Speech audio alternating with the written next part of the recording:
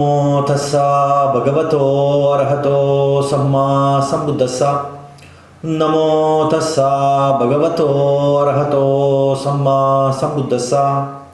Namo tassa bhagavato arahato samma sambuddhassa. Iti piso bhagavarahan samma sambuddho vidyacharana sampanno sugato lokavidu anuttaro purisadamma sarati sattadeva manusanam buddho bhagavati. Namo tas samma sambuddhassa. Swakato bhagavata dhammo sanditiko akaliko ehipassiko vapanayiko pachatang vejitabho vinnohiti. Namo tassa niyanika sadammasa. Supatipanno bhagavato savaka sango ujupatipanno bhagavato savaka sango nyayapatipanno bhagavato savaka sango samicipatipanno bhagavato savaka sango yadidang chattari purisa yugani atta purisa puggala esa bhagavato savaka sango Ahuneyo, Pahuneyo, Dakkineyo, Anjali Karaniyo, Anuttarang Punyaketang Lokasati. Namo tassa atta ariya puggala mahasangasa. Sadhu. So, this consciousness, that is today's topic. It is widely discussed topic,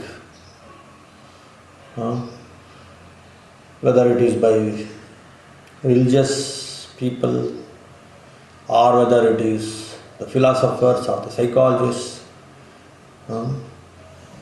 Anything that people, all kinds of people who are interested beyond this body, somehow they bring in, they associate, they try to involve this consciousness.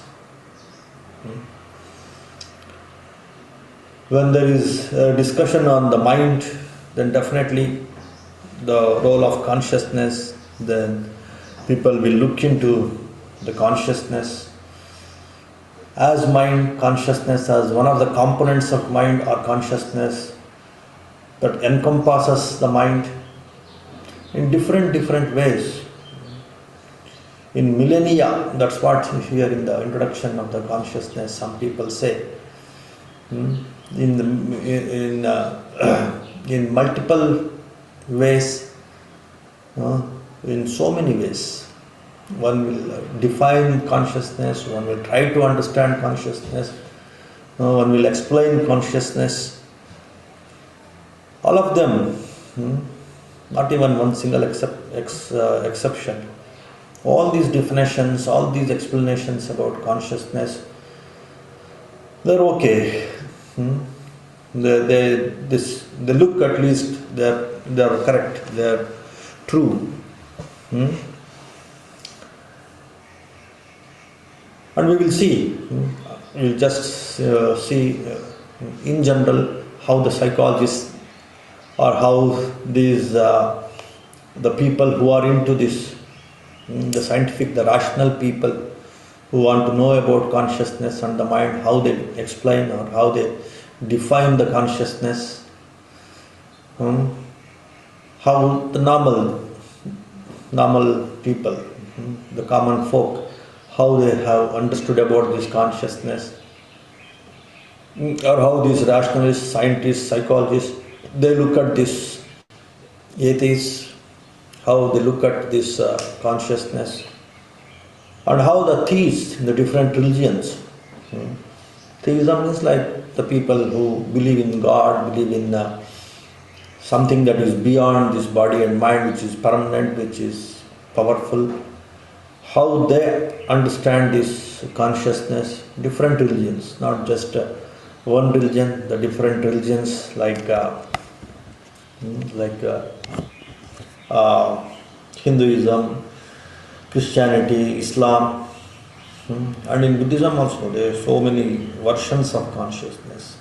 Different schools of thought in Buddhism, they have their own versions about the consciousness and how The original scripts in Buddhism, they discuss about consciousness and how different experiential explanations, the intellectual, analytical explanations about consciousness, but all these three categories like this theistic, atheistic and Buddhistic explanations based on some intellectual, based on some superficial observation about one's own mind, about others' minds, how these different versions are there from all these three main groups, theistic groups and atheistic groups and the Buddhistic groups, that we will see. And also we will see the little more profound experiential explanations, like based on their experience of consciousness, going little deep into the consciousness and experiencing the consciousness, how these three different groups, the atheist, theist and the Buddhist, then based on that experience, what they explain about this consciousness, based on some mere intellectualization, mere some superficial observation, how people explain this consciousness, and by going little deep observation, by transcending the body, by entering into the mental mind sense, by transcending the physical senses, how these different theistic groups or the Buddhist groups, how they explain this consciousness based on some deeper observation, deeper awareness, deeper meditativeness, deeper mindfulness and meditation, how they experience this consciousness, and based on that experience, what is their explanation about consciousness, that also we will see. So at this superficial or more intellectual observation of consciousness, and based on that, all these three different groups of people they explain, and little deeper observation, deeper experience, deeper stillness of the mind. Based on that, how these different groups they explain consciousness. On these two levels, we are going to see this theistic, atheistic and Buddhist explanations of consciousness. Now coming to this theistic means like the religious, how they interpret based on some superficial or some general observation with some views at the back of their mind, how they explain this consciousness. Is different in Hinduism, of course. Again, there's a lot of varied descriptions, explanations about this consciousness. In the yoga systems, the yogic systems, in the Upanishads, in the Vedanta, they have their own explanations. More or less, of course, there is one common trend we can see in all the explanations of these different Hindu schools of thought, and again in this Christianity and Islam, there the explanation is very limited, the very belief oriented. They simply say, for example, in this Islam, the consciousness, it's not a big subject for them, as far as my understanding when I go through this some of the explanations of the Muslims about consciousness. That firm belief in the God, one God, and based on that all your thinking is dependent, then they call it as the God consciousness. One should have that God consciousness. In that way they define consciousness. Having that faith and fear about the God and His instructions and His revelations by these prophets and the representatives of the God, having some consciousness, having some fear, having some concern, having some surrendering, having belief and faith in that, and based on that, whatever the mind does deep inside, in the heart, in your feelings, in the actual feelings, and based on that actual feelings, the way you think, always having that conscience of the God, that very conscience of God, conscience of good and bad, based on the belief in God. So whatever your mind thinks, feels, all those things, they consider it as God consciousness. And always you should live with that God consciousness. That's what is the definition of the Islamic scholars or the Islamic say philosophers, or even the devotees, or the followers of Islam. So for them the consciousness is just God consciousness. So the individual consciousness, you should take it back. You should not allow the individual consciousness to overlap or to supersede the God consciousness. Whatever is your individual ideas, individual feelings, individual perceptions, they should always be secondary. The primary should be the will of the God, the grip of the God, or God's teachings, the God's qualities, and surrendering to those God's qualities, God's teachings.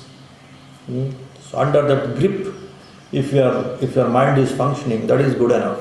That's what is the God consciousness that they are talking about. You are aware of those instructions, those rules, those disciplines, those qualities of the God, those recommendations, those commandments of the God, and based on that, always you think and work and act in the life. That to that extent only the consciousness is defined, is restricted in this God-centered religions, especially the solo God or the one God-centered religions, the Abrahamic religions, like in Islam and Christianity also. They call it as Christ consciousness. Whatever the Christ or the Christ's instructions and his recommendations and his grip, like his words are the words of the God, and having again indirectly it's something like the God consciousness. Christ consciousness is also, it's like God consciousness, because Christ is a representative of the God. And you are the mind functioning under the umbrella of that, under the shadow of that Christ's teachings. If the mind is functioning, that's it. To that extent only they discuss about this consciousness. Generally, whether it is in Islam, they may call it as God consciousness, and in Christianity they may call it as Christ consciousness. All your mind is functioning under the grip, under the shadow, under the hold of these qualities of the God, the teachings of the God, the instructions of the God. God himself might not be instructed through his representatives, like the prophets, like Christ in Christianity. There, if your mind is functioning, then you are in that consciousness, you are in that God consciousness or Christ consciousness. So in that way they explain this consciousness. There is one more term, conscience. You might have heard of that. So more or less they relate conscience with consciousness in this Christianity and Islam and in these Abrahamic religions are one God or solo God religions. Maybe even in Sikhism also. I don't know. I have not gone through in detail about the consciousness according to Sikhism. So in this mono-God or these monotheistic religions, somehow the grip of the God, the grip of God's teachings, always that takes the predominance. And based on that, whatever your mind functions, then your mind is functioning correctly. It is functioning, say, in accordance with the God consciousness. So to that extent, they restrict the meaning of conscience or consciousness. When you have that consciousness, God consciousness or Christ consciousness, then you have the better conscience. Conscience means what? Conscience means some discretion, some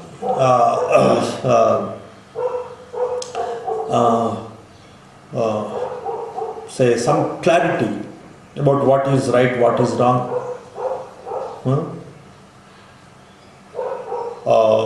That is what is conscience. Some fear, some moral fear of what is right, what is wrong. But moral conscience means like that moral fear of what is good, what is bad. Based on that, if you function, then that people say you have conscience. You have conscience of good and bad. You have conscience of what is right, what is wrong.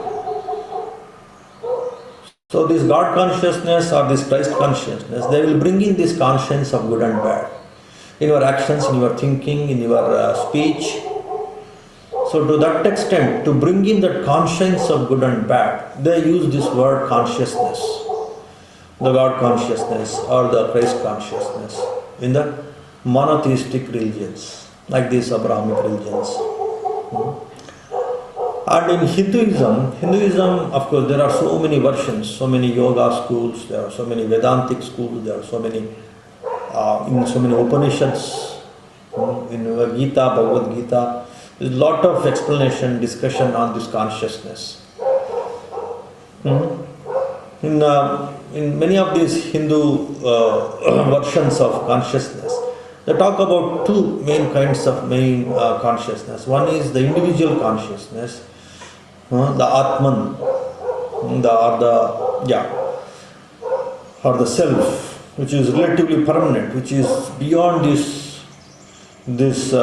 activities of the mind, the transactions of the mind, the movements of the mind, and the physicality, the body, the senses, bodily senses, and the mind and mind movements. Beyond this, there is something which is relatively, something which is permanent, something which is pure, which is not affected by this body and the mind, which can remain pure, and which is an observer, which is a witness consciousness, or that self-consciousness, or that pure consciousness, which is beyond this body and mind businesses, transactions, movements, and that they call it as Atman, that self-consciousness or that soul consciousness, which is like a witness, which is like an observer, which is like beyond this drama of the body and mind. There is something which is observing it, something which is aware of all this drama of the mind and body, which is permanent, which is a witness, which is an observer, which is awareness itself of all these things. The conscious of something is consciousness in Hinduism. So you see the difference between conscious and conscience. Conscience means that discretion about good and bad, that is conscience. Conscious means like being aware, being witness, being an observant. That an observant quality is highlighted in these Hindu schools, whereas in these Abrahamic schools, religion, that conscience is more important for the consciousness. But in the Hindu schools, that conscious, that awareness, or that observation, or that witness, being a witness, that kind of awareness is the main basis of consciousness in the Hindu schools.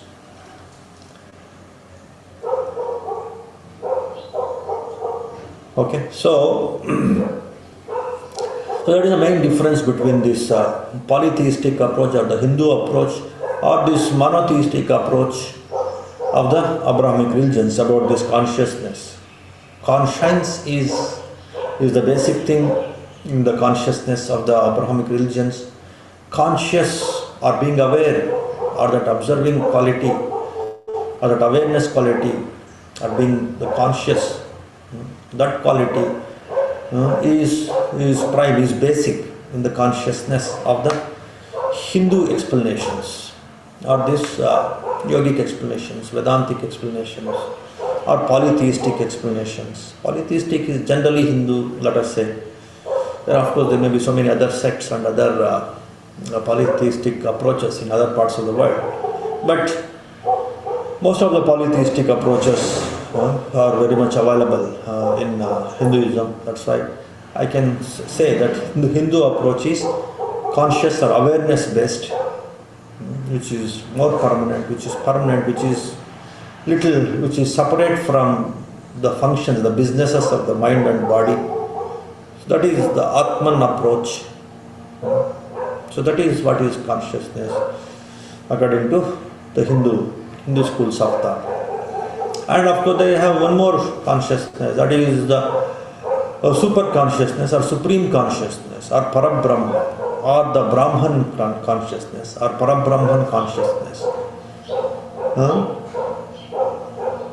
The Atman, because of the corruptions by these body and mind businesses or the mind movements or the mind transactions, it has separated from this supreme consciousness, Parabrahma, and it is bound in an individual as an individual consciousness.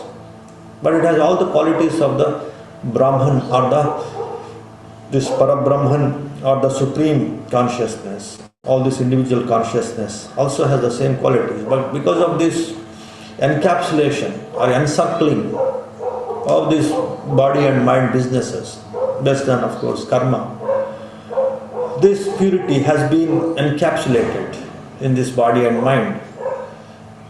But by stepping back and by observing, by surrendering to the supreme consciousness, or by separating from this body and mind businesses, you can liberate this individual consciousness to become one with the supreme consciousness. That is the version of many of the Hindu schools of thought. And they have their 4 approaches they talk about to separate this individual consciousness and to become one with the supreme consciousness. They have generally 4 approaches in the yoga schools also, like the Jnana Yoga, where through your intelligence you can separate from this body and mind and become one with the supreme consciousness.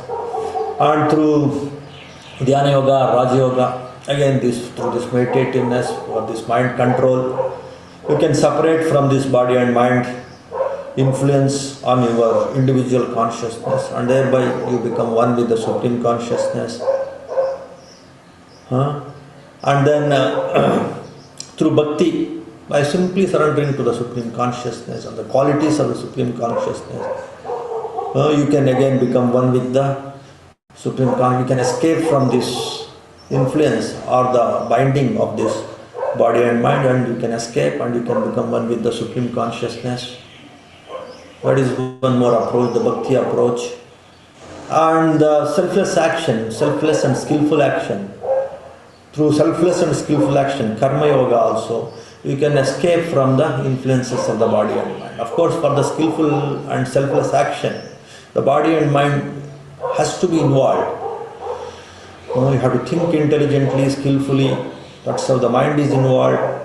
And then the body, you have to work selflessly for the welfare of many, at the cost of the welfare of your own body, or maybe like sacrificing your bodily comforts and intellectual comforts for the welfare of many, so that surrendering nature through this selfless action, through this skillful action. That's what in Bhagavad Gita that is very much highlighted. Of course, in Gita all these 4 kinds of yoga they are explained, but this selfless action, skillful action is also very much highlighted.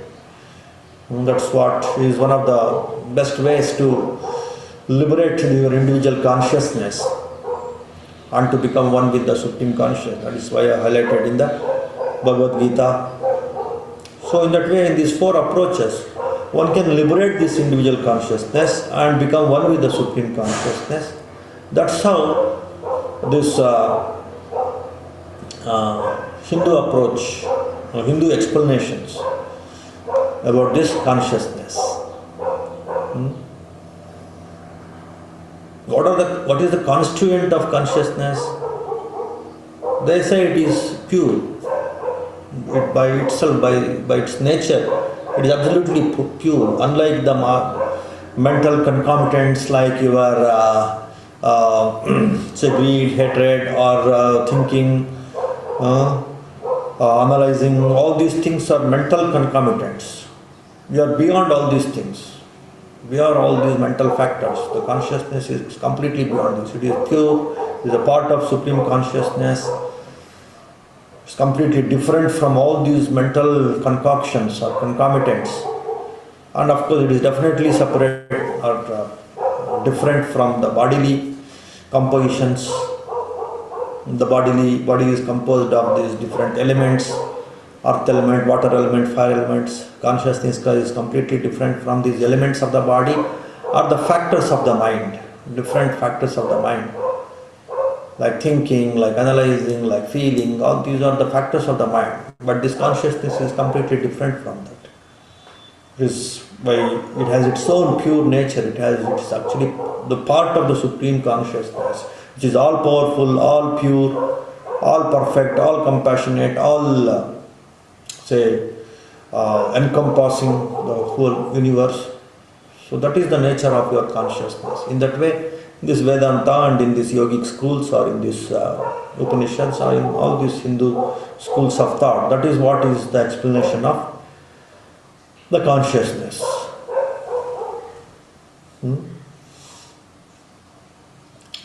Based on some superficial observation and based on analysis, this is what is the explanation.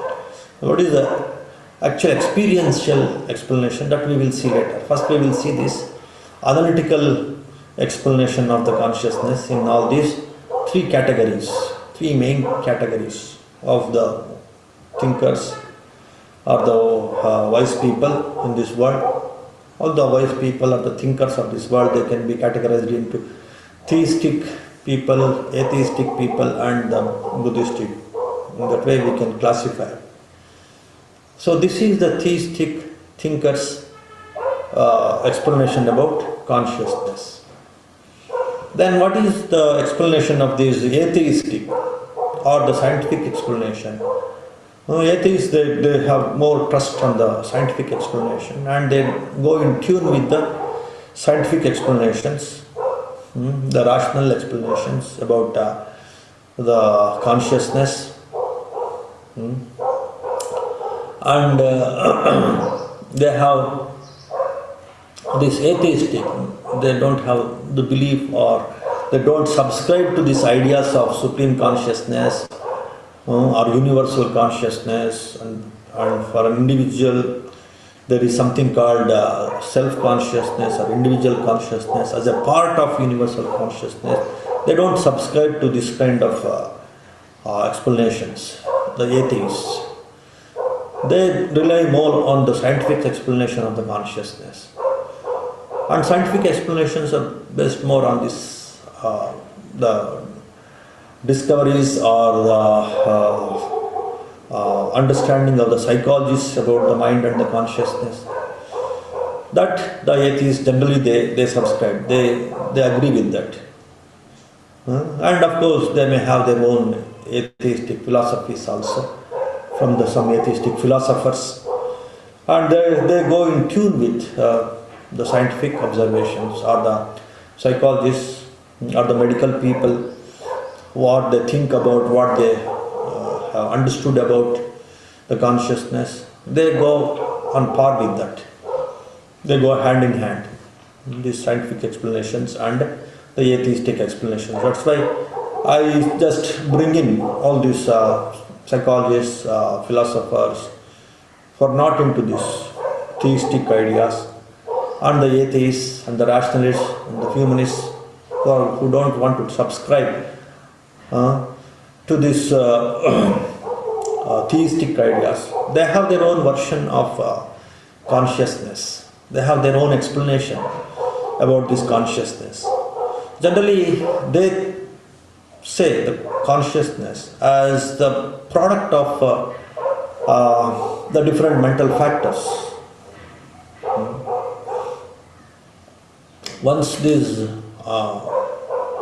mental factors are separated, and when they get dispersed by the dispersion of the body, like when the body when it loses its life, when it dies, and if the mind also dies, just like the mental, the bodily factors, like the different body elements, the earth element go with this earth element of this earth. The fire element goes with the heat of this world, of this universe. The air element will become one with the air of this world, and this water element becomes one with the water of this universe, of this world. So something like that. These mental factors also, they disappear. The different thinking, the thoughts, the feelings, the analytical thoughts or the feeling thoughts, they will separate after the death. Along with the dissolution of the body, these mental factors also, they get dissolved, they get separated. So when they get separated, the consciousness also gone. Consciousness also is nothing like consciousness. When these mental factors come together, then only the consciousness will arise. When the mental factors get dissolved, just like the physical factors after the death, then the consciousness also, it is dissolved. It is just a byproduct of the concoction of these different mental factors. That's it. When the mental factors are dissolved, the consciousness also, it gets dissolved. There is no independent existence for this consciousness. It is dependent on these mental factors only, and it is dependent on the body only. When the body has come together, the brain has come together. When the brain has come together, all these mental factors have come together. And when the body is dissolved, or say, when the dissolution of the body happens, or the time of death, then these the brain factors or the mental factors are also dissolved. So along with that, the consciousness also will disappear. There is no independent existence for the consciousness other than these mental factors and the body and the brain. So that is what is the explanation, general explanation of this. Scientific people, which these atheists also subscribe. That is the atheistic approach also about the consciousness. And of course, again they explain the different kinds of consciousness, how these different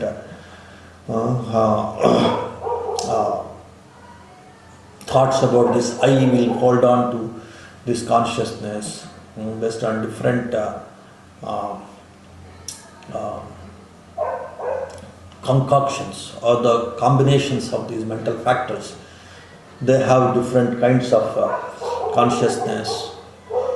So in that way, so many psychologists, there's a lot of research in this on this consciousness, how it arises, how it functions, how it dissipates, how it dissolves, what are the different, how it can be classified based on its functions, based on its arising, based on its dissolution, how we can classify this consciousness. Lot of work is going on, has already been done about this consciousness, where they don't subscribe to these ideas of the permanent consciousness, or individual permanent consciousness, or the supreme consciousness, or the universal consciousness. They don't subscribe to these ideas. These atheistic people, or these scientific people, who are more into this body, and the mind and the consciousness is the byproduct of the body. That's how they are more body-centered.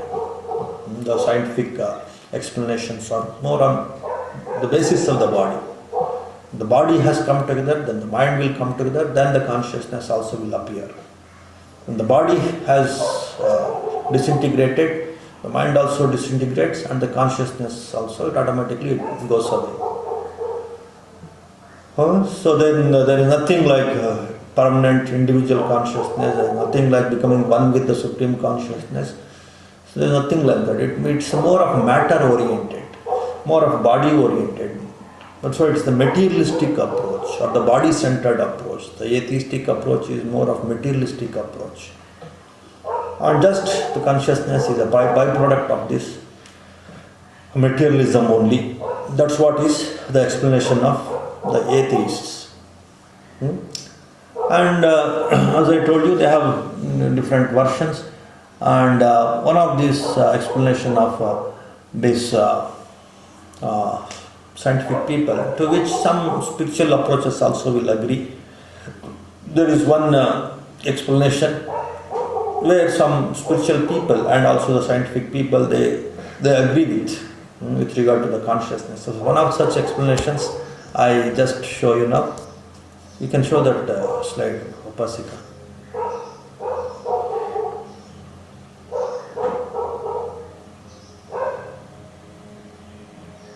Yeah, these are the 4 kinds of consciousness that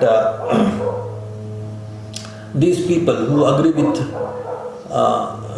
this, both some scientific people also agree with this explanation of consciousness, and some spiritual people also, they agree with this kind of consciousness, where that I, that self, that deep inside you, which is beyond this body and mind, that very I itself is consciousness. That very I consciousness is that individual consciousness, and it takes these 4 roles, 4 functions, 4 states of this consciousness.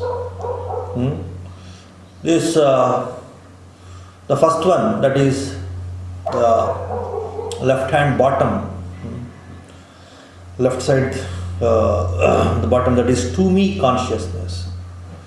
Life happens to me, that is like victim consciousness. I am just the victim of this drama going on in this world. So most of the people have this kind of consciousness only, that victim consciousness. I am the victim of all this drama going on around me in this life. Life happens to me, I am victim of these circumstances of the life. It is happening to me. In that consciousness, in that awareness only people live. They simply consider as they are the victim of the difficulties of this world. And with some frustration, with some disappointment, they lead the life. Victim of the suffering, victim of this life's drama, victim of this life's pressures. In that way they take the life, they look at the life, and with that consciousness, with that awareness, with that thinking, with that view, they lead their life. And that is what is called the victim consciousness. This left hand bottom. Then the next one is like this right hand bottom, that is by me consciousness. That is called responsibility consciousness. The first one is the victim consciousness, the second one is the responsibility consciousness. I make life happen. They take the responsibility for their life. So the people who are more into this to me consciousness or this victim consciousness, they simply they become more, they yield to this kind of supreme consciousness, this God consciousness theories.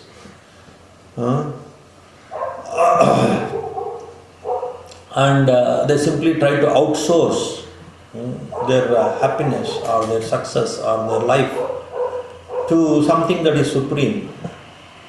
They are more prone to that kind of supreme consciousness ideas or God consciousness ideas. When they have this, life happens to me, that kind of thinking, that kind of view, that kind of consciousness, if they are subscribing, either they keep on blaming or with some hardship they keep pushing their life. And they are like a bit prone to this, this kind of subscribing to supreme consciousness or this God consciousness. And the second category, this responsibility consciousness, means like they take the responsibility on themselves for their happiness, for their suffering. That is what is by me consciousness. Responsibility consciousness or by me consciousness. They take the responsibility. I make life happen. So that kind of responsibility consciousness people work. Then it is called, they're working with this backup of the background of this responsibility consciousness. And the next one is the surrender consciousness or this through me consciousness. Again, they don't simply succumb to the pressures of the life or the grip of the life. They simply cooperate with, they don't have only always some complaints about the life. They cooperate with the life. Though they succumb, though they surrender to the flow of the life. Unlike this first one, this to me, they simply have only some complaints about the life. Always they think they're victims. With some disappointment, with some suffering, with some hesitation, they go on, they simply like very bluntly or very, with some low energies, they go in the flow, along with the flow of the life. The people who are having this to me consciousness or this victim consciousness. Whereas in this third category, the surrender consciousness, the people go with more joy. To consciously they surrender, joyfully, with belief, with faith in the flow of the life. Consciously they surrender to themselves. They don't have complaints about the flow of the life. That is what is called surrender consciousness or through me consciousness. They cooperate with what's happening in the life. Like water, when there are some obstacles and all, they may just make some path for itself and it starts flowing until it reaches the ocean. The same way these surrender consciousness are through me. These different things, life drama is going on. I'm also a player, but through me also a few things are going on. Let me take up this role with more enthusiasm, with more zeal. Here definitely people will completely accept this supreme consciousness. That's how they surrender to supreme consciousness and they go in the flow. In the first one there is some hesitation, there is some resistance for the people to accept also. They only have complaints. But in this third one, the surrender consciousness, there is ease in acceptance because they have complete surrendering to the flow of the life, to flow of this drama of life. That's how they don't have complaints. They cooperate with what's happening in the life. That is what is called the through me consciousness. So these different kinds of consciousness, they determine their quality of life. That's what I'm talking about now in these four kinds of consciousness.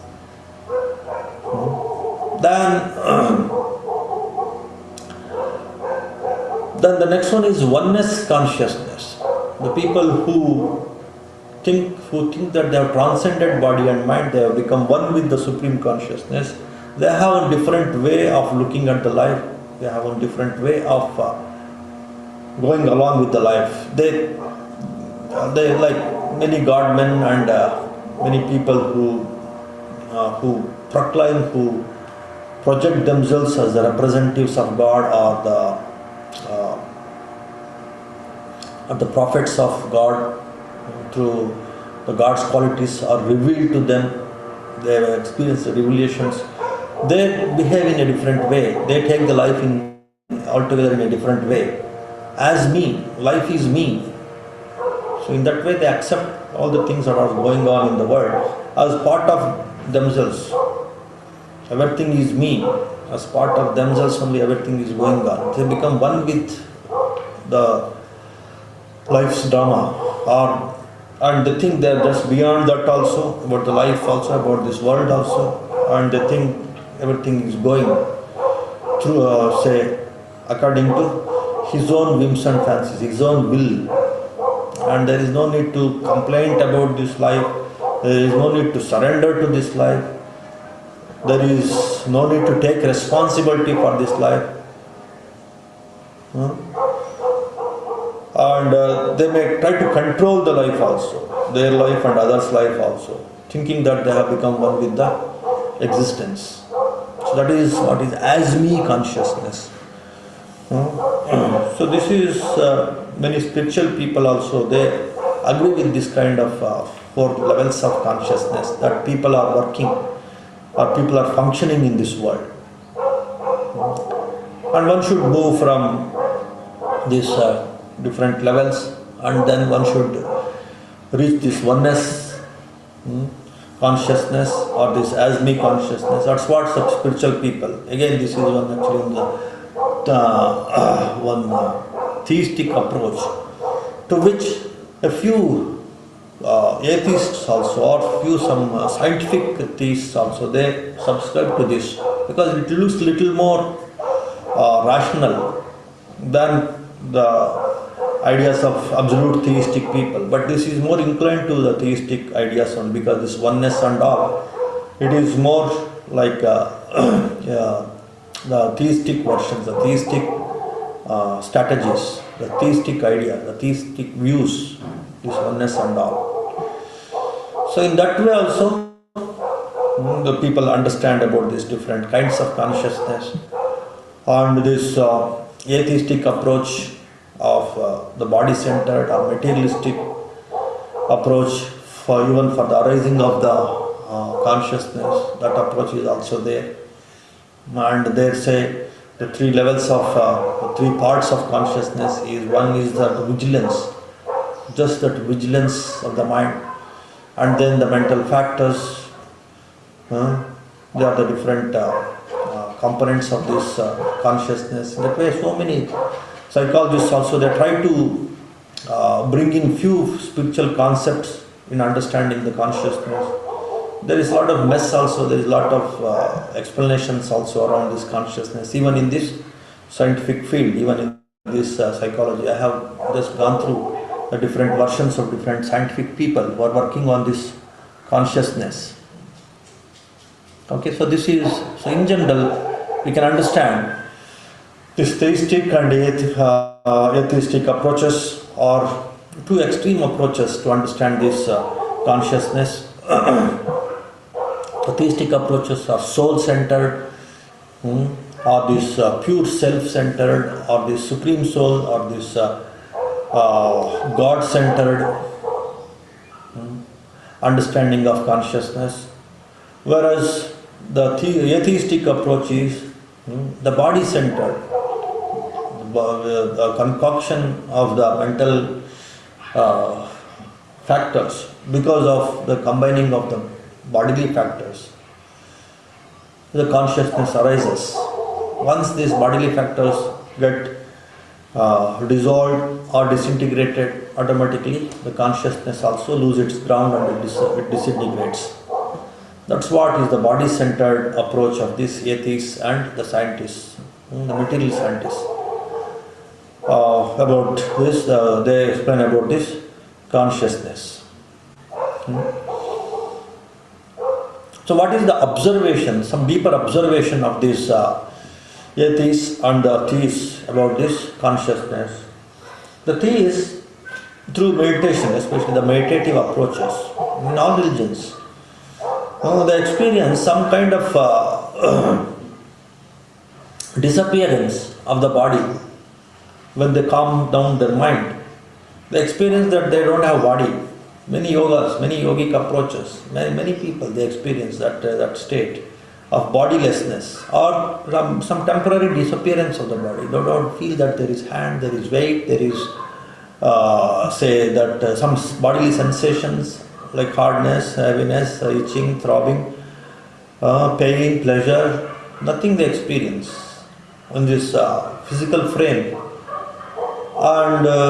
And of course, that can be experienced through all these different yogic approaches, through karma yoga, through bhakti yoga, through jnana yoga, through raja yoga or dhyana yoga, and even in other religions, monotheistic religions, where the bhakti is predominant. Many of the great devotees of other religions also, in Sufism, of Islam, they experience through that bhakti, through that complete surrendering to that God consciousness or that supreme consciousness, they experience that non-existence of body, at least temporarily.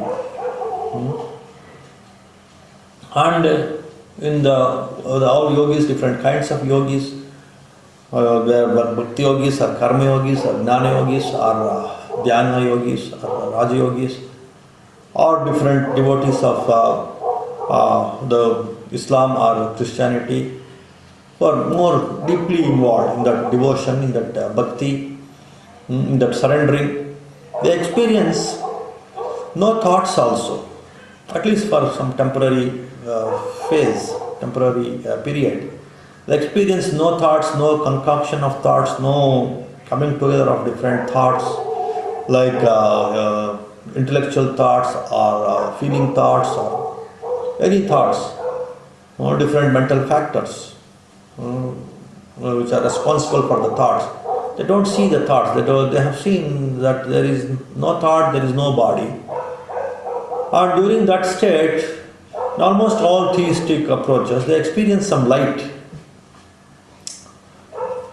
some brightness, because when the mind is not there, when it becomes pure, then definitely they experience some light, and many people conclude that itself was consciousness, individual consciousness, which is now expressing itself, because now it has transcended the body and mind. Now they started experiencing that light, where there is no thought, no body, no mind. Then there itself they conclude that, oh, this is consciousness, this is self, pure consciousness. And when they see that consciousness is beyond the body also, everywhere it is there, and everywhere that light expands, then they think they became one with the universal consciousness. And that's what is the enlightenment for these Hindu yogis or even for these devotees of the monotheistic religions. And that's what is the explanation of the many yogis about the consciousness. My individual consciousness has become pure.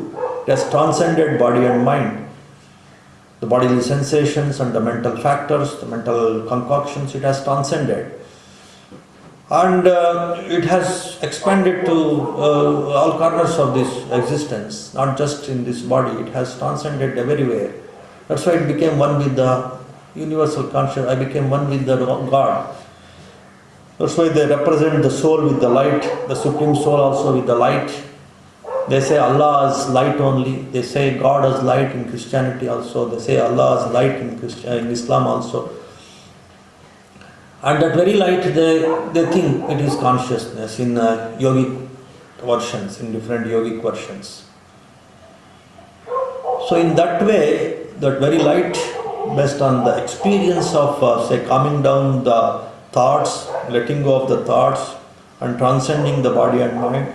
When you transcend the thoughts, you definitely, because of that purity, you transcend the body also. And when you experience that the nature of that relatively pure mind, they conclude it as consciousness. They conclude it as it is a separate entity different from the body and mind. And they conclude it as permanent. And in it expands, they conclude it as it has become one with the universal consciousness. So in that way, that consciousness has become more pure, more powerful, more expanded, more happy there, because the concoction of the mind is going on. The concoction of the sensations in the body also will go on.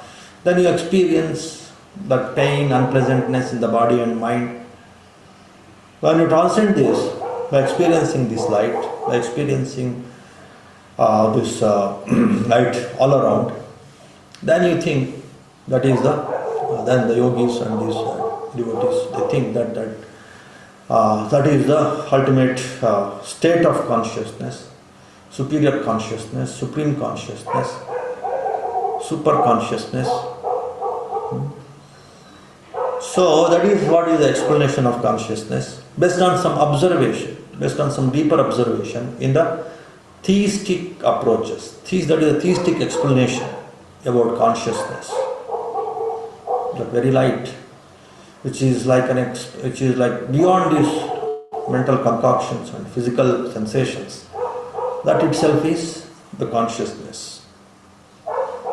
When it is like centered around the body, then it is individual consciousness. When it gets expanded to everywhere, then it is universal consciousness. In that way, the consciousness is defined by the theists, based on some deeper observation deeper meditation. That's what is the explanation. And what is the deeper observation of this this atheists? Atheists, of course, they don't into this practice of stilling the mind, concentrating on one thing and stilling the mind. Only through intellectualization they try to understand this consciousness, and based on that only they conclude that there is nothing, like say, they want to see everything. It has to be demonstrated scientifically. They want to see the things through their physical senses, and of course to the intellectual mind sense also. It should say satisfy their analytical mind, and also it should be seen through the physical senses, through the eyes, or at least it should be heard, or it should be, like say, a very observation is like observing through the eyes or observing through the ears. If in that way, if it is not observable, then it is nothing. Then they don't subscribe to all these ideas of stilling the mind and observing the things through the stilled mind, through this meditative mind, and all these experiences of the light and all. It's all some mental concoctions. In that way they conclude. And whatever we perceive through our thinking, through our senses, that itself is consciousness. So in that way, when we perceive some taste, it is through our tongue consciousness. When we perceive some smells, it is through our nose consciousness. In that way, they simply explain the consciousness through perception only, through the different ways of perceiving, through different ways of sense perception. They try to explain the consciousness. That's how the observation of the body-centered philosophers or these scientists or the atheists, they explain this consciousness. The very perception is consciousness for them. Perception through the mind, through observation, through the eyes, through the ears, through the body, touch sense. So if it is like, say, they don't want to subscribe anything beyond these 6 senses, the mind sense and these 5 physical senses. This light and all, it is just the concoction of the mind itself. There is no reality in that. In that way they conclude. That's why consciousness is more physical for this body-centered or for these atheistic people, or those who don't subscribe to the ideas of God, soul and supreme soul. But for these people who subscribe to this soul and supreme soul, so for them this light, it acts as one of the media to subscribe to the ideas of this pure consciousness, pure individual consciousness, pure superior, universal, supreme consciousness, the God. So for them, light acts as a media, light acts as one observation, as one truth, to conclude something that is beyond this body and mind, which is more universal, which is more permanent, which is maybe more powerful, more peaceful, more happy. And that itself is the quality or the nature of this consciousness. So in that way we have understood at superficial level, superficial intellectual level, or deeper intellectual or deeper experiential level, the explanations of the theistic and atheistic people. Now we will see what is the Buddhist explanations. What is right view? Right view, of course, in many Buddhist explanations also, in some versions of Buddhism, the right view is ignored, unfortunately. But all the Buddhist explanations should be based on right view, but unfortunately some Buddhist explanations about consciousness, because of the admixture, because of a few ideas being absorbed by this Vedanta or Hindu philosophies. So sometimes this right view you may not see in some of the Buddhist versions also while they are explaining about consciousness. There are some Mahayana versions about consciousness. They talk about something called Alaya Vijnana, or this storehouse consciousness.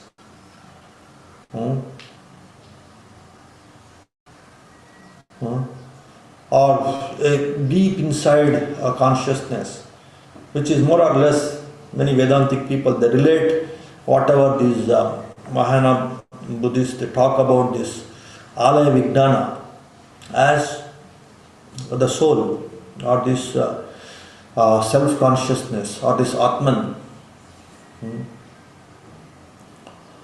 But actually it is not exactly the right view, even though it is a Buddhist idea, the Mahayana Buddhists. But there is nothing like one aspect of permanence in this right view. Anicca, everything is changing. But some Buddhist schools of thought, they subscribe to some of these Alaya Vijnana, or some of this permanent consciousness also. And of course they bring in other aspects of this right view, like they talk about, some Mahayana schools, they talk about 8 kinds of consciousness, which generally the original Sanskrit, original Buddhist scriptures, or the original teachings of Buddha, there you see only 6 kinds of consciousness. Buddha talks about only 6 kinds of consciousness, where you can see a bit of this materialistic versions, or the scientific version of consciousness, and you can see a bit of the experience of the theistic people also. That is the beauty of this explanations of the Buddha about consciousness. So now we will see the 6 kinds of consciousness, then you will understand about this Buddhist version of consciousness. The 6 kinds of consciousness that Buddha talks about is, of course, these 5 physical sense consciousness. Those who have gone through this Abhidhamma course, you know it very well. The 5 sense consciousness, the eye consciousness, ear consciousness, tongue consciousness, nose consciousness, body consciousness. Through some perception also consciousness arises. By the perception of the external sounds, when they bombard your ear sense, then the ear consciousness will arise. When there are some visible objects, when they bombard your eye sense, when your eye sense perceives those visible objects, then the eye consciousness will arise. That is also consciousness. Though it is like very temporary and very physical, but it's a consciousness. So the dimension of awareness will come through this bombardment of the external objects on these 5 physical senses also. These 5 physical senses are also very special. Not like your skin or muscle or blood. These 5 senses, they have some special design. Because of that special design, and because of this interaction of the physical objects with these physical senses, the consciousness arises.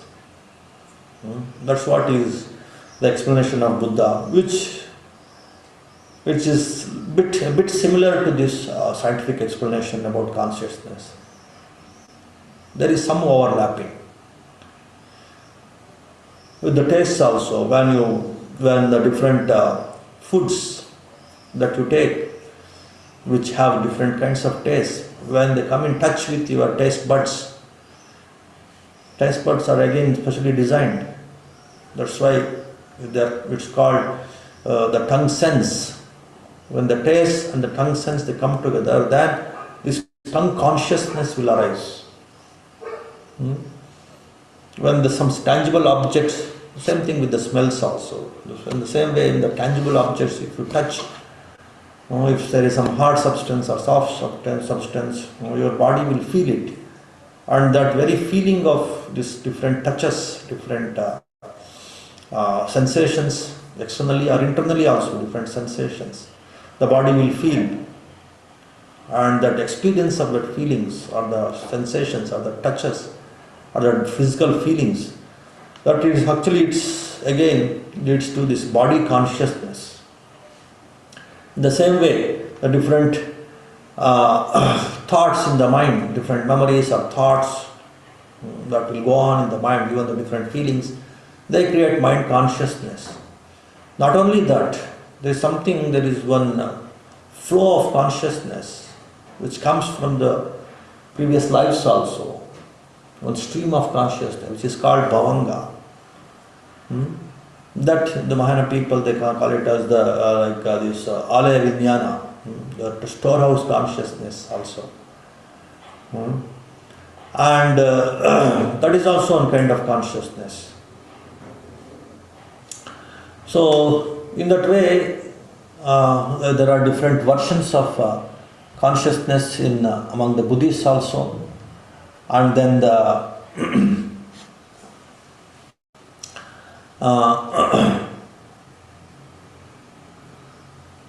so in that way, so we have to understand it is not just the body that makes these mental factors. Actually, it is the mental factors, they bring in or they attract the bodily elements and they make the body. That is what is the Buddhist version. Yeah, you see the main difference between this scientific version of consciousness and the Buddhist version of consciousness. The different mental factors, they come together because of ignorance. Avidya pachaya sankara, sankara pachaya vijnana. Vijnana means consciousness in Buddhism. Avidya means like ignorance only. It will bring in, it will compile, your ignorance will compile, will put together your different mental factors, like your thoughts, memories, your fears, your greed, your hatred, your delusion.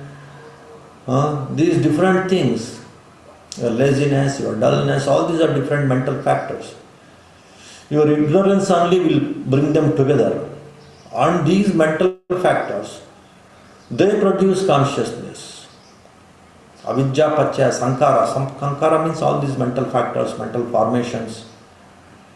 And sankara pachaya vijnana. All these mental factors, mental formations. Pachaya means they produce. Vijnana means consciousness. So consciousness is the product of your ignorance and your mental factors. That means the Buddhist approach is the mind-centered approach. It is not the body that produces the mind and the consciousness. It is the mind that produces the consciousness.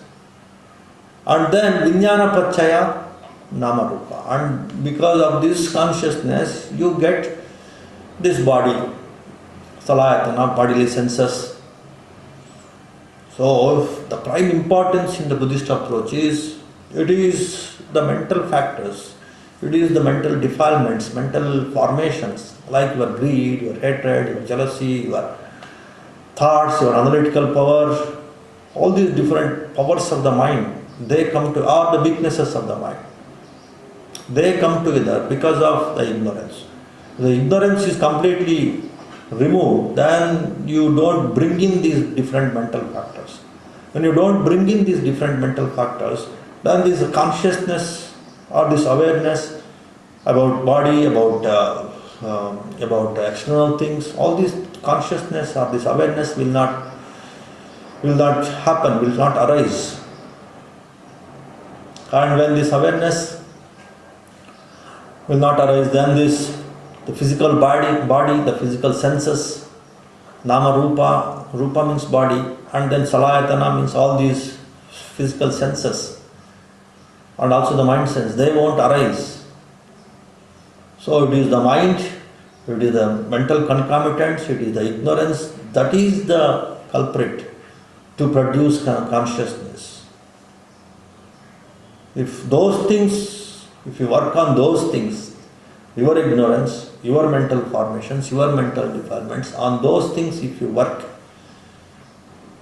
intelligently, wisely, it is again there in the mind.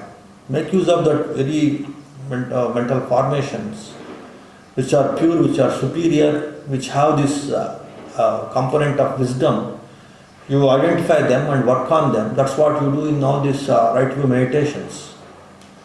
So you identify the right awareness, the right mental factors, and you substitute the negative things, the like your greed, your hatred, they were defilements with your wisdom, and you just dissolve them, then the ignorance will dissolve, then the consciousness also will dissolve. Then there is no production of body, there is no production of one generation of one more mind and body.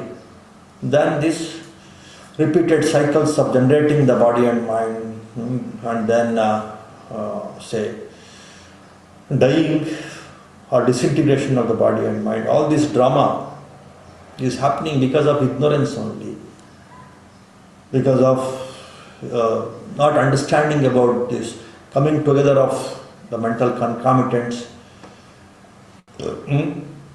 your inability to separate the mental concomitants. By force, by ignorance, they are coming together and they are producing this body and all this drama of birth and death. So that's how the Buddhist approach of consciousness is. It is a byproduct of your mental concomitants and your ignorance. There is no supreme soul, or it is some omnipresent or omnipotent universal consciousness that is producing your consciousness. No, it is your own ignorance that is producing your consciousness, and you have to work on this ignorance, and then you can come out of this grip of this defilements and defilements based consciousness, and the suffering of the body and mind, suffering of births and deaths. You can come out when these defilements and this ignorance are dissolved, by which even the consciousness also will be dissolved. All kinds of consciousness, all the physical five consciousness, the mental consciousness, all these things will be dissolved when you work at the mind level. The scientific approach of understanding this consciousness, it lacks the wisdom of how to say stop this coming together of the bodily factors and the mental factors. It lacks that practicality of transcending the body and mind.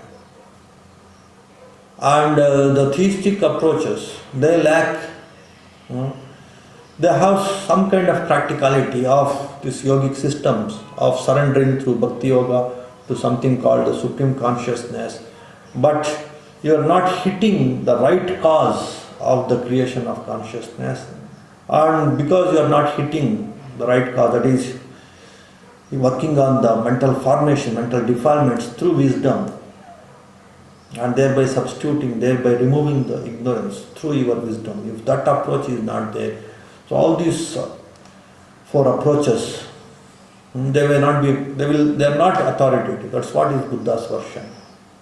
You may experience some refined consciousness, some purity, and you may progress, but you can't completely annihilate the formation of the mind and the consciousness, which is triggered by unawareness, which is triggered by ignorance. If you completely learn how to penetrate and pierce into these mental formations and disintegrate them, dissolve them, disperse them, if you don't know that art, that wisdom, then again and again they keep coming, maybe in some subtle form like in the Brahmic realms or in the divine realms, but still that coming together, that drama happens. Again some subtle body or some subtle mind will come, and again the death is there. Births and deaths are there in very superior realms also. If you understand again the Buddhist cosmology, then how this consciousness become more and more subtle and superior. And with the supreme wisdom, how you can break, how you can separate, how you can disintegrate the coming together of these mental factors, the mental defilements, and then how even the supreme consciousness levels, consciousness types of the Brahma beings also, how it can be separated, dispersed, and how one can experience the ultimate freedom of Nibbana.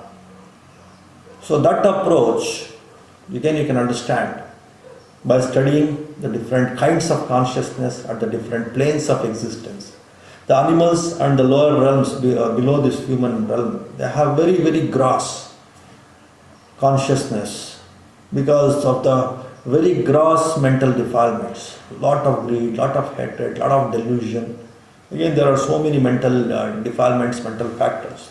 Buddha says there are 52 mental factors. They come in different permutations and combinations, and they create the consciousness. Just like the different building blocks, different building, material, when they come together, the buildings will happen where they arise. Just like different spare parts of a vehicle, when they are assembled, the vehicle is ready. The same way, when these different mental concomitants, Buddha says there are 52 in number, like all these, this greed, this jealousy, this hatred, all this, again there are some positive mental defilements, some mental factors also, like your concentration, like your awareness, like your attention. And in the different permutation or combinations, when they come together, then different kinds of consciousness, they attract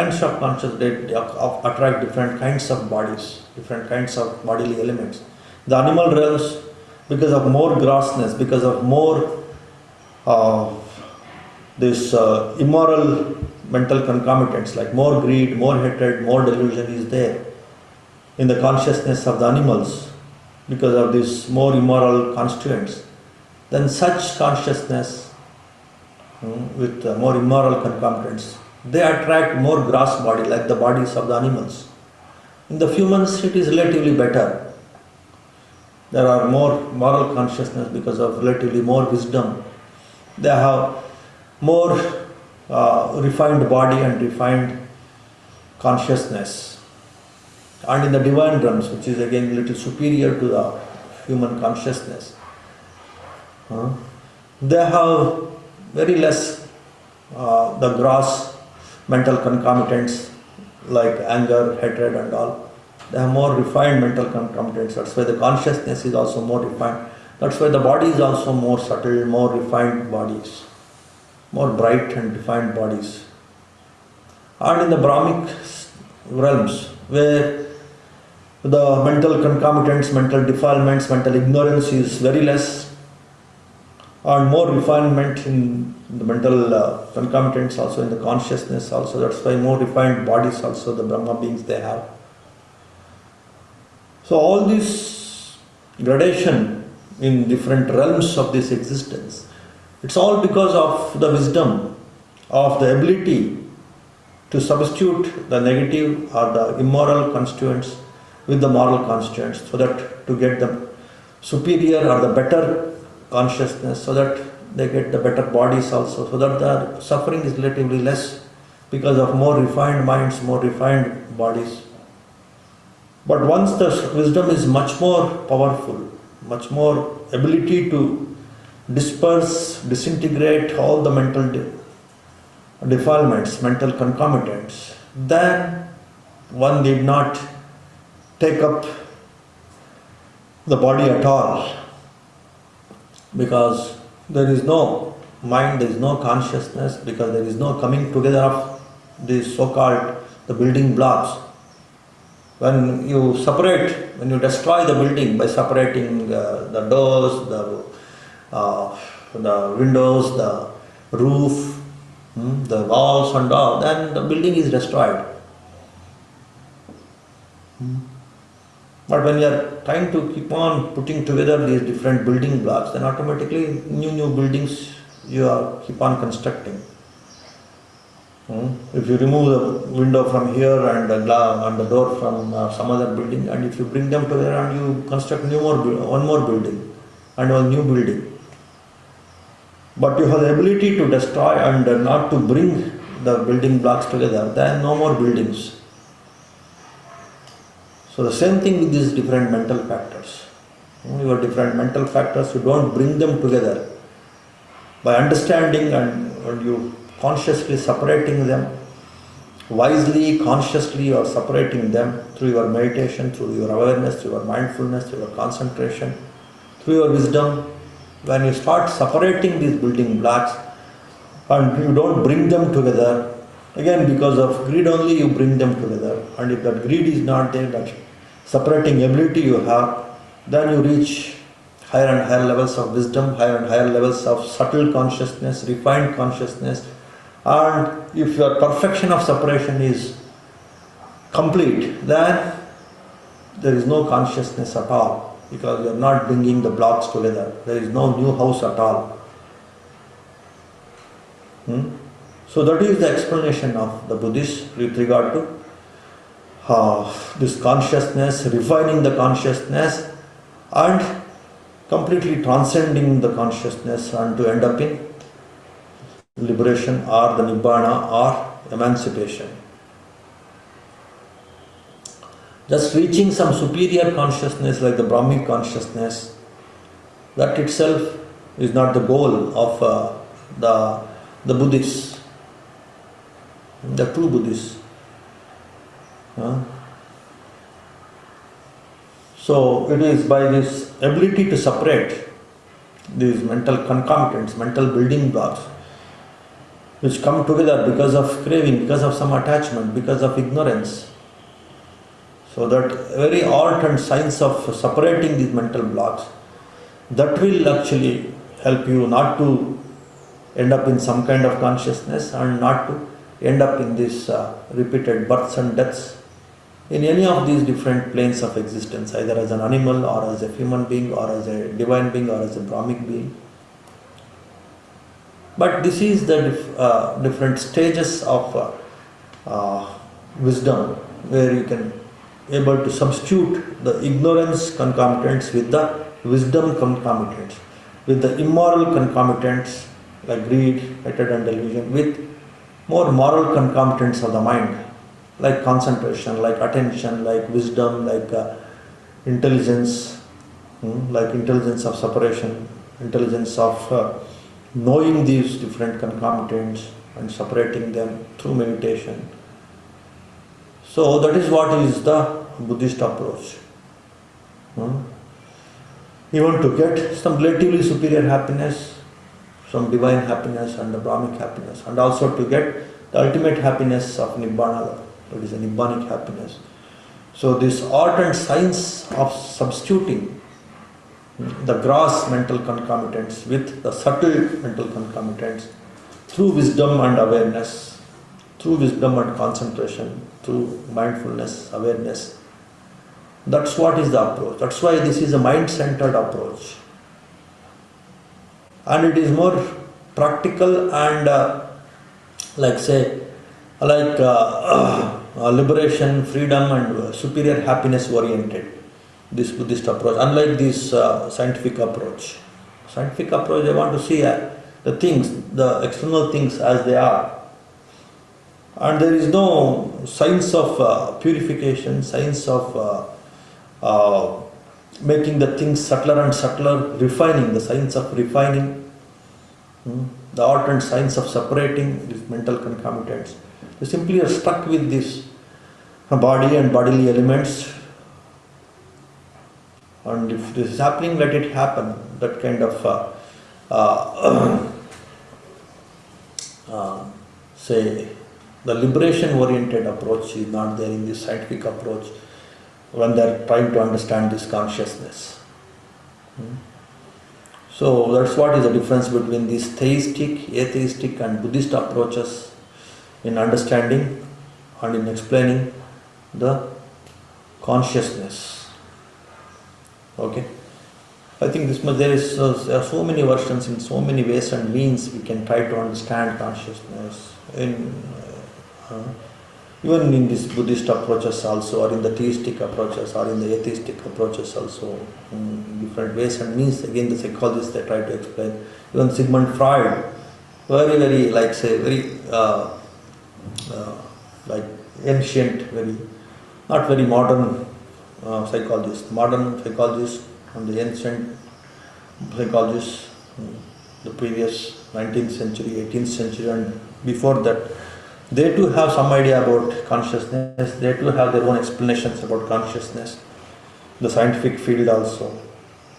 Among these yogic systems also, they have their own ways of explaining consciousness. They say 4 states of consciousness, like the Jagruti state, the wakeful consciousness, and the Swapna or the dream consciousness, the consciousness when you are dreaming. It is not wakeful consciousness, it is separate. It is different from the wakeful Jagrut consciousness. And there is Sushupti. Sushupti means like in deep sleep. No dreams, no awareness, no wakefulness also. That is called Sushupti. So that is Sushupti consciousness. And then the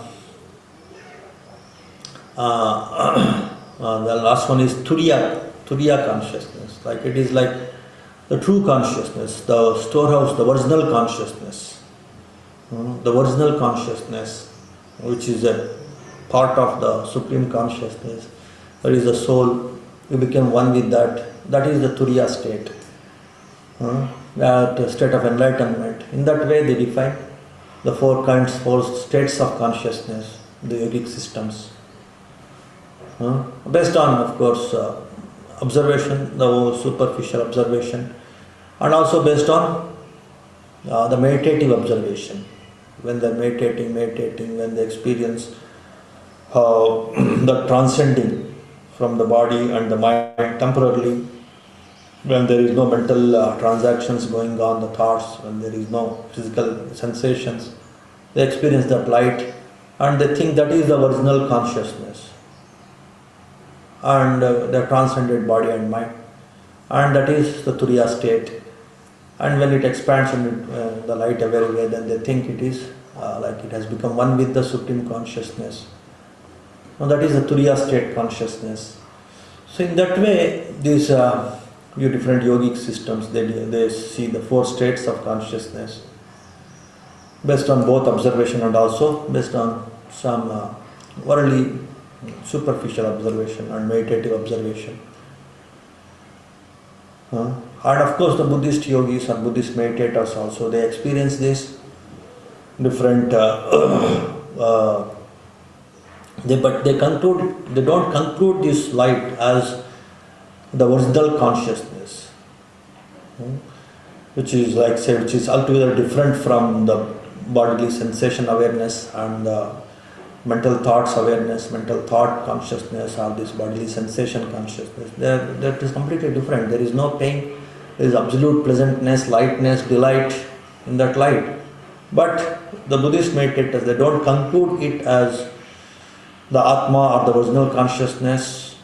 They see it is just an expression of the purity, expression of their ability to substitute more gross mental concomitants with more refined mental concomitants. Just like in a beautiful, very, very sophisticated building, the gross items they don't use. They use maybe very light, very fiber, glass, such kind of things.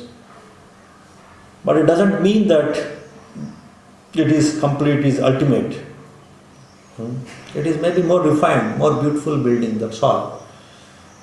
So one should not conclude that that is the end. That very beauty itself is the end, that is the ultimate happiness. No. Again, because of some earthquake and all, it may destroy. And again, you may have to construct a new building. So, that is not the end. That is not the ultimate truth for Buddha. And again, he started going deeper and deeper, and of course, all Buddhist yogis or meditators, they can experience that.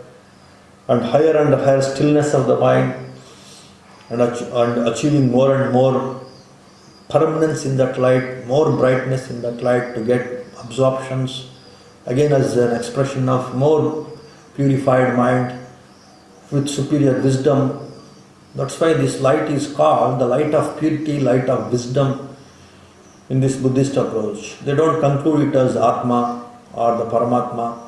They just consider it as the light of purity, light of wisdom. Higher the wisdom, higher the purity, then higher will be the brightness, higher will be the absorption, higher will be the happiness, higher will be that lightness and delight. And there one should not end and conclude That is like partial observation, imperfect observation. If you conclude, that's it, that is Atma, that is Paramatma, that is soul, that is original consciousness, you should not conclude. You should go deeper and deeper by stilling the mind deeper and deeper and trying to separate even the different causes for this light also. And that's what, and again there are so many steps and stages that Buddhist meditators go through, and then even they can separate the different causes, the mental factors, the pure mental factors also they can separate. Thereby you can separate that light also, and one will see the ultimate elements of the body which constitute the body, ultimate factors that constitute the mind. And once you can see and you can able to separate them again with your superior awareness, which is again a superior mental concomitant, that very awareness also, that very attention, very mindfulness, you keep separating, keep knowing, keep penetrating and piercing, keep disintegrating these different mental concomitants, then you end up all these mental building blocks also you have separated, thereby you can able to separate the physical building blocks also, physical elements also.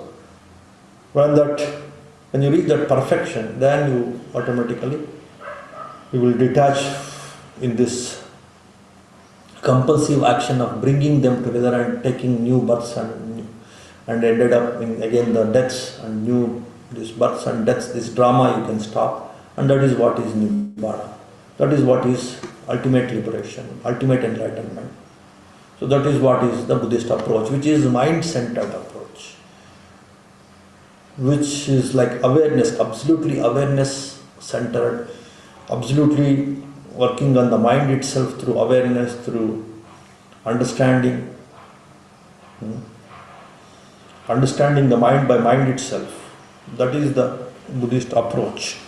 To know about the consciousness, to stop this consciousness again and again to arise, so that when the consciousness arises again and again, the births also happen again and again, which is not liberation, which is not actually ultimate enlightenment. So just like in these other theistic approaches, consciousness, individual consciousness becoming one with the Supreme Consciousness, no, very consciousness itself is a byproduct of the defilements, mental concomitants.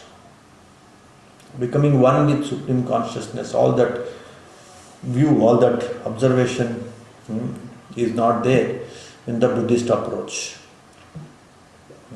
You see, again, just like in this scientific approach, they see consciousness as a byproduct of the mental concomitants coming together, not the physical concomitants, like in this scientific approach. It's the other aspect, the mind-centered aspect. The mental concomitants come together because of ignorance. That produces consciousness. So by wisdom, by awareness, by mindfulness, by concentration, by intelligence, we should learn to separate these mental concomitants, penetrate, pierce, separate. Then the consciousness will not arise. That is what is liberation. The consciousness is there and it becomes one with Supreme. That is not liberation according to Buddhist approaches, according to Buddha. Okay, so that is about the different explanations of this consciousness. I think that much is enough. I can keep on talking about this, but there is this much is enough. This will give that nutshell about this different approaches about consciousness. And if you have some quick questions, you can ask. Otherwise, we'll conclude with one small chanting. Okay, so we'll conclude with one small chanting. Namo tassa bhagavato arahato samma sambuddhassa bhavatu sabba mangalang rakkantu sabba devata sabba buddhanubhavena sabba dhammanubhavena sabba sanghanubhavena sada swati bhavantu te sukhi bhaveya nidhukko aham nicca aham viya ida cha me sukhi hontu majjata chatavedino imami gammante dhamme satta hontu sukhi sada tato paranchara jesu Chakkavale Sujantano. Sadhu, sadhu, sadhu, sadhu, Sukhi Hontu, Mangala. May all of you be happy, healthy and peaceful. May all beings also be happy, healthy and peaceful. Sukhi Hontu, Mangala.